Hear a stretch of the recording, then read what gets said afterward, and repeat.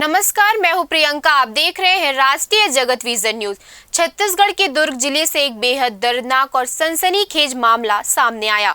मोहन नगर थाना क्षेत्र में 6 साल की मासूम बच्ची का शव एक कार की डिक्की में मिलने से पूरे इलाके में हड़कंप मच गया। बच्ची के चेहरे और शरीर पर जलने और चोट के गंभीर निशान मिले हैं, जिससे इस घटना को लेकर लोगों में गुस्सा फूट पड़ा है। बताया जा रहा है कि रविवार को बच्ची कन्या भोज में शामिल होने के लिए निकली थी, लेकिन इसके बाद वो लापता हो गई। परिजनों ने काफी तलाश के बाद जब बच्ची नहीं मिली तो पुलिस को सूचना दी गई। देर रात तक पुलिस ने सर्च ऑपरेशन चलाया, लेकिन करीब 12:30 बजे पुलिस घटनास्थल से रवाना हो गई। इसी दौरान मौके पर मौजूद लोगों का गुस्सा भड़क उठा।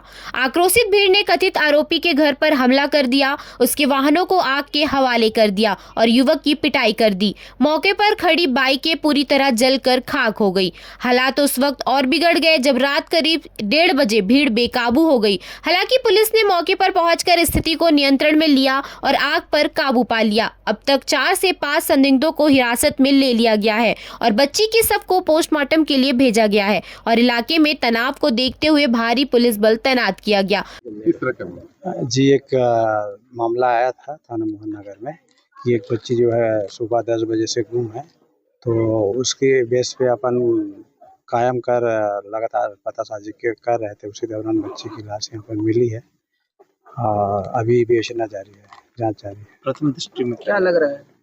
अब जांच के बाद ही पता चलेगा। अभी तो यहीं पर है घटना स्थल में, वरिष्ठ अधिकारी गए हैं, उसके बाद ही क्लियर हो पाएगा। फिलहाल इस खबर में इतना ही। देश प्रदेश की खबरों से अपडेट रहने के लिए हमारे चैनल को सब्सक्राइब करें और न्यू खबरों के नोटिफिकेशन के लिए बेल आइकॉन जरूर दबाएं। नमस्कार।